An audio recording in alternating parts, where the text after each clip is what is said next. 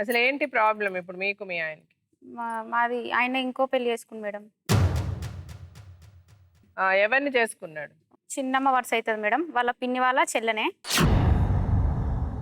ఆమె ఆయనకి పెళ్లి కాకముందు నుంచే ఆమెతోటి పరిచయం ఉందంట మేడం.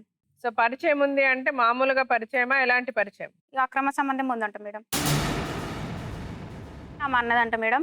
ఆమె ఒప్పుకుంటే నేను ఆయననే చేసుకుంటా. వేరేవాడిని ఎవ్వరిని చేసుకోనని చెప్పిందంట మేడం. నా పెళ్లయినాకనే 3 కప్పులు తీపిచ్చినాక ఇది 4 కప్పంట మేడం. నువ్వు ప్రోగ్రామ్‌కి ఇచ్చినావు గదా! నువ్వు ప్రోగ్రామ్‌లోకెళ్ళి బయటికెళ్ళంగానే నేను చంపేస్తా. నీతోటయితే నేను జైలుకన్నా పోతా గానీ నీతోటి మాత్రం నేను ఉండనని చెప్తుండు మేడం.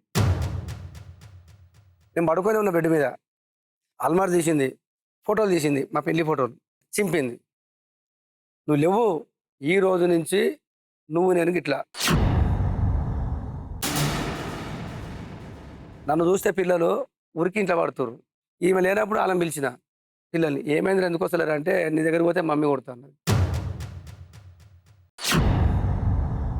నువ్వేమన్నా అంటే పేరుకు నడుమింట్లో వండుకుంటున్నావని అందరికి తెలుసు గానీ నువ్వు నైట్ ఏడుంటున్నావో నాకు తెలుసు. నేను చూస్తున్నా నేనేం పండుకోట్లేను.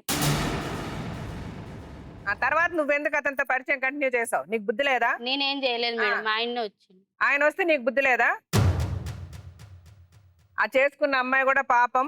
ఆ అమ్మాయి కూడా నాలాగా ఒక ఆడదే అని ఆలోచించావా నువ్వు? ఎందుకు ఆలోచించలేదు? ఇప్పుడు నీ వల్ల ఇప్పుడు ఆ అమ్మాయి జీవితంలో ఎన్ని కష్టాలు. అవసరం అమ్మాయికి? ఇంతోటి మగోడు దొరకడం ఇంకొకడు? అంటే అమ్మాయి పాటికి అమ్మాయిని పెళ్లి చేసుకుంటాడు, అక్కడ సంసారం చేస్తాడు, నువ్వు ఇతనితో సంసారం చేస్తావా? ఏం బతికిది? మళ్ళీ ఒక కొడుకుని కన్నావు నువ్వు. ఎంత ధైర్యం నీకు? మళ్ళీ ఈ ఊర్లో ఏంటో ఈ పంచాయతీలో ఏంటో నాకు అర్థం కాదు. మళ్ళీ పంచాయతీలో పెడతారు, పోలీస్ స్టేషన్లో పెడతారు. ఆల్రెడీ పెళ్ళయి ఒక భార్య ఉంటే ఈవెన్ నీకేమో ఈవెన్ నువ్వు వెళ్ళి పెళ్లి చేసుకుంటావు. మనుషుల్లో ఉన్నారా, అడవుల్లో ఉన్నారా? వాళ్ళ ఇంట్లో అందరికీ తెలుసు. సరే, నువ్వు చదువుకున్నావు కదా, నీకొక బుద్ధి జ్ఞానం ఉండాలి కదమ్మా. అట్లా ఎట్లా చేస్తావు నువ్వు? అతన్ని అంత గట్టిగా ప్రేమిస్తున్నావా, అంత గాఢంగా ప్రేమిస్తున్నావా ఏంటి? పోయిన పరువు ఎట్లా పోయింది, ఎవరితో ఒక్కరితోనే జీవితం అని నేను ఆయన్నే చేసుకున్నాను. ఎవరు ఏమనుకున్నా కూడా ఐ డోంట్ కేర్ అన్నటువంటి విధంగా ఒక కొడుకును కని మరీ బల్లగుద్ది మాట్లాడుతుంది. ఈరోజు రేణుక జీవితాన్ని ఇలా అవటానికి కారణం ఎవరండి? రేణుక తల్లిదండ్రులనే. నేనైతే మాత్రం బల్లగుద్ది మాట్లాడతాను, అందులో డౌటే లేదు. పెద్దలు అంగీకరించినటువంటి విధంగా నిన్ను పెళ్లి చేసుకున్నాడు, అతను మనసును అంగీకరించినటువంటి విధంగా రాధతో కంటిన్యూ అయిపోయాడు. రేణుక నీ జీవితంలో ఎంత పర్సెంటేజ్ ఉంది, రాధ ఎంత పర్సెంటేజ్ ఉంది? 75% మా భార్య, 25% ఈవిడ. 75% నీ భార్య ఉన్నప్పుడు మీకు మళ్ళీ రాదు ఎందుకు కావాల్సి వచ్చింది? ఎందుకు అమ్మాయి ఎంట పడ్డావు? ఎందుకు అమ్మాయి జీవితం నాశనం చేసావు? మీ ఇద్దరు కలిసి దండం పెడతా, తోసేసి బయటికి విడాకులు ఇచ్చేసి మీ బతుకులు మీరు బతకండి. అలాంటి వాళ్ళతో బతికేమొచ్చింది మీకు?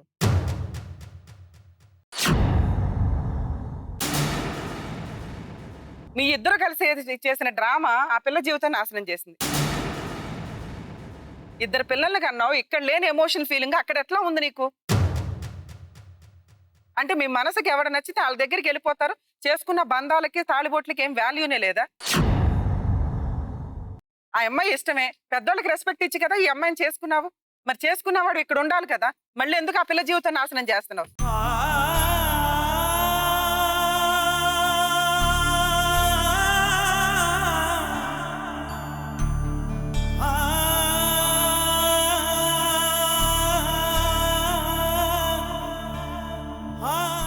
అనవసరంగా ఆ అమ్మాయి మీద కానీ ఈ అమ్మాయి మీద కానీ చేయి చేసుకోవడాలు, తిట్టడాలు, కొట్టడాలు చేసావు చెప్తుంది.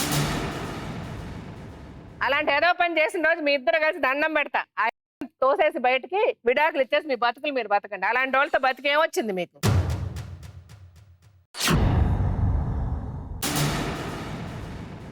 నిన్న అడుగుతున్నారా అదా ఏమొచ్చింది నీకు?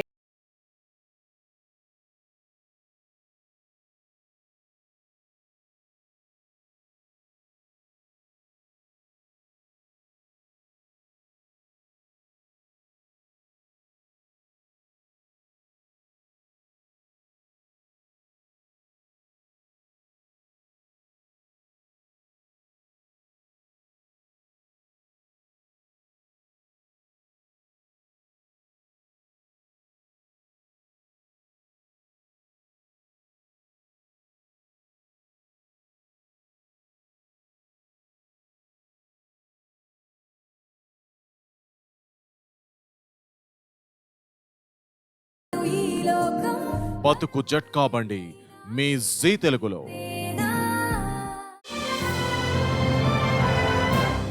ZEE5 యాప్ ఇప్పుడే డౌన్లోడ్ చేసుకోండి.